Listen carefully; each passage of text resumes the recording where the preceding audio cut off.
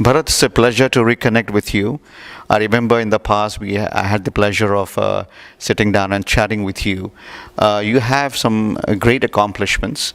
IIT Bombay. Then you worked for Mercedes for many, many years in the research and innovation. Then obviously, as you mentioned, you retired about 10 years to 11 years ago, and then you continued to do research for Daimler. So I want to spend some time to understand the journey. The journey is as a young person, maybe teen years. The focus for most Indian parents from middle class backgrounds is obviously to do the best you can in education, because that was the only way out to prosper in life. So a little bit on that it'll be very helpful for the younger generation to understand, and then we take it forward from there. Thank you. So as a young man, a young boy, I was extremely interested in anything that moved. So planes, cars, trains, etc. When I was 12, my father moved to Calcutta, and I used to go to the British Council and read a lot of magazines, railroad magazines and car magazines. The car magazines were all in praise of Mercedes-Benz and their technology. So at that stage, I had made a decision that I'm either going to work in the automotive industry, and if yes, then at Mercedes-Benz in Germany, or I'm going to be in the railroad industry. Luckily, after I got into IIT, the emphasis was more on automotive industry, and railroad became my hobby. So I'm still a very passionate model railroader and big railroader. And this choice was fortunate also because there's much more money to be made in automotive engineering than in railroad engineering. So I passed out of IIT in 1973 and spent 6 months learning German, and went to Germany on April 21st, 1974, and never looked back. So I went straight as an intern to Daimler. That time it was called Daimler-Benz. Did in parallel my master's and PhD at the Technical University of Karlsruhe. Rose up the ranks very quickly and became the first non-German VP in 1997 of Mercedes-Benz in the R&D. This was all a fantastic journey. You know, when I went to Germany, the German professors, as also the Mercedes engineers, were what I imagined them to be. They had deep knowledge, subject matter knowledge, and not superficial knowledge. Very deep knowledge, they knew what they were talking about. And industry and university were very closely affiliated with each other. So it was a fantastic time for me. I greatly enjoyed my education, and because of the close contact between industry and academia, we also had professors. When I was in Karlsruhe as a young man at the Technical University, I had 5 professors from industry, and this is also something which I would wish for the United States and India. The senior VP of research taught me automatic transmissions and became my advisor, first advisor for the PhD. The exec VP of ZF Industries is the second largest automotive supplier in the world after Bosch.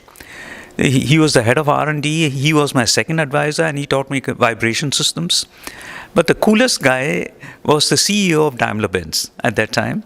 He came every Wednesday and taught us car body engineering. And this all you cannot imagine in this country, that the CEO of Ford or GM is going every week to class in Michigan, holding exams at the end of a semester and all. So an extremely close involvement between university and academia, which greatly helped me and which I also gave back.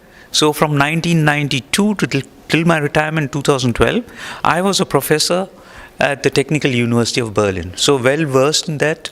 Every 2 weeks, getting up very early in the morning, flying to Berlin, holding 3.5 hours of class, and flying back to Stuttgart and continuing. And I did this for 20 years.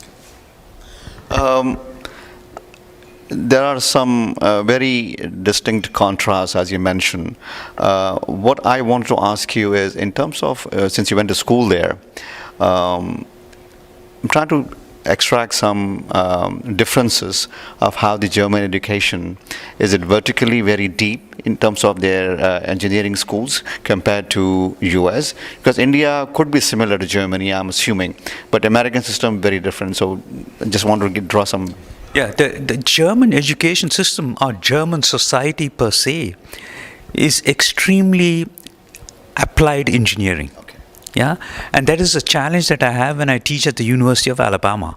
I sometimes have mixed classes with German students coming over and taking my classes. American students are very theoretical because the American universities are also taught by professors who have no industry experience. In the German system, you need to have at least 5 years of industry experience to become a professor in a university. So they are much more attuned and aligned to what industry needs. And it's not theoretical at all. That is one big difference. And the second difference, as I said earlier, there's an extremely close connection between industry and university.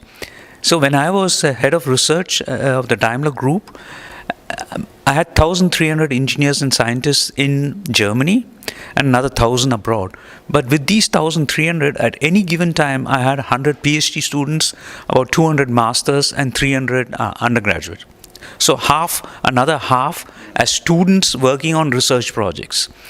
This is not something that you see here in this country, where it could be very valuable to have them. Regarding the level of thinking, when you are more closely aligned to products and applied engineering, you have to go into systems engineering, because in a product you have multiple disciplines that need to come together. And so in a German engineering program, you're much more systems oriented than with the American system that I see here. And finally, one thing that is slightly disheartening here is we produce PhDs here in the United States, but we don't train them to go into industry. We train them primarily for academia and publications. In Germany, 85% of us, or 90%, go to industry, and only 10% remain in academia. I want to fast forward to your involvement with the EV segment, the research in that. You have collaborated, with Elon as well in his early days.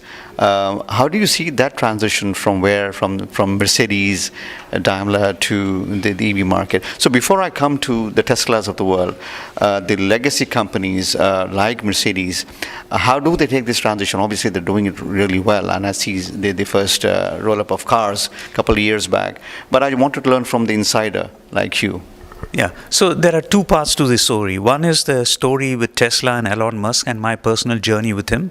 And the second part is how do legacy companies go after it. So let me start with the first part of the story. When I started 2006, I had the additional responsibility of Daimler Group research. The first thing I did was visit a lot of companies and made the decision to restructure my group into connected, automated, and electric cars, and all other centers were supporting centers. And if you look at today's organizational structure of Mercedes-Benz, of GM, Ford, these are the three main areas: connected, automated, and electric cars. So I made a wise decision. I traveled a lot to Silicon Valley, and being a non-German, I also told my colleagues, a lot of smart people around the world, in China, India, and USA. And USA especially, for electric cars, that was a time Tesla was coming up. There were 3 other companies which I visited, they were not so good. And initially, the head of Tesla at that time, Eberhard, was not very receptive.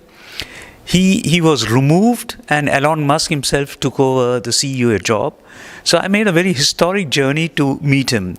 On a Saturday morning, I flew from Stuttgart, Frankfurt to San Francisco. It took about 15 hours and 10,000 kilometers. Reached local time 12 o'clock, showered. At 2 to 4, I met Elon Musk for 2 hours. Had dinner with my group after that on Saturday evening, and flew back 10,000 kilometers, came back to Stuttgart on Sunday evening. That set the stage.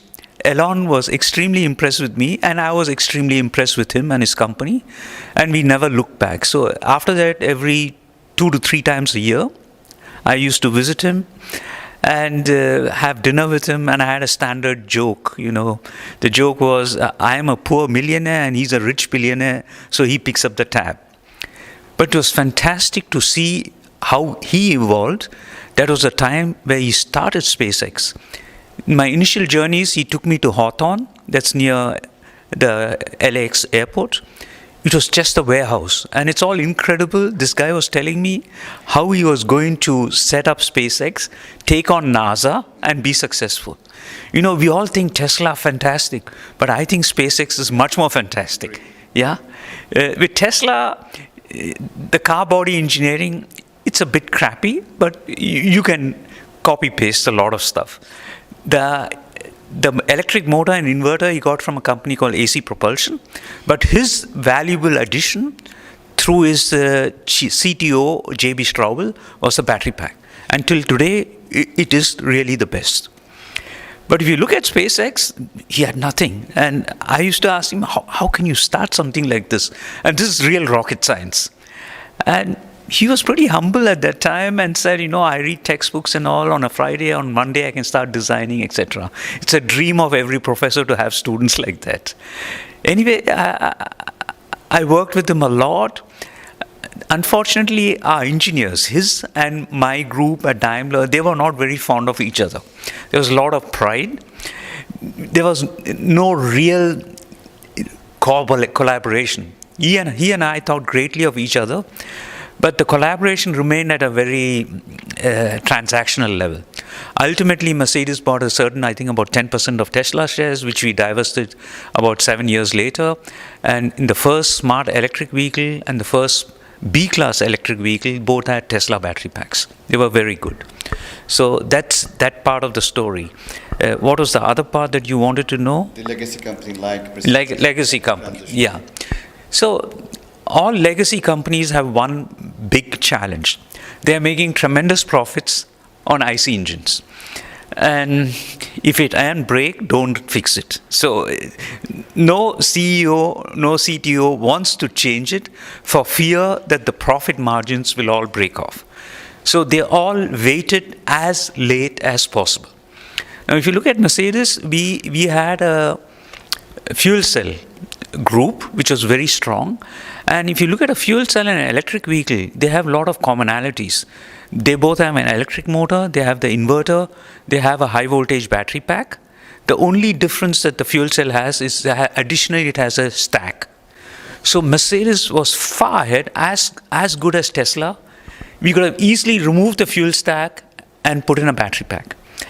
And I was a guy who was constantly pushing for it and saying, let's put fuel cells as a secondary propulsion system and make electric battery-powered vehicles as a primary. It took 15 years for them to find this transition. The new CEO, Ola Källenius, a few years back, divested the fuel cells and gave it off to the trucking division, where it makes a lot of sense. On the passenger car side, it is EVs. You cannot stop the transition anymore. And now, the legacy companies still have the challenge, because manufacturing of the battery packs and their costs are still way beyond what we have with IC engines.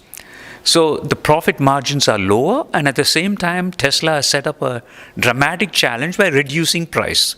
And Elon Musk has done it for a good reason, to put everyone under pressure.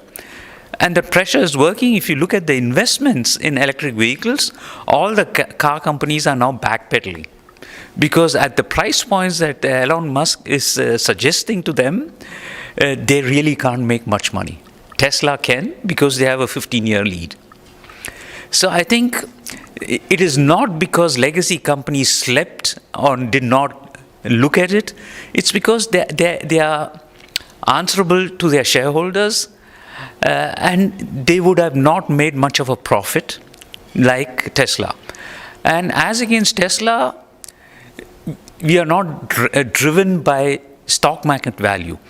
Tesla didn't make much of a profit in the first 15 years, but they had enormous stock value. So if you're an investor, you don't care whether they made a profit or not, as long as your stock has increased by 2-fold, 3-fold, or 10-fold. Yeah, this does not happen in a traditional automotive industry, and that's the challenge we have been facing. Very well said. I really, really appreciate you coming.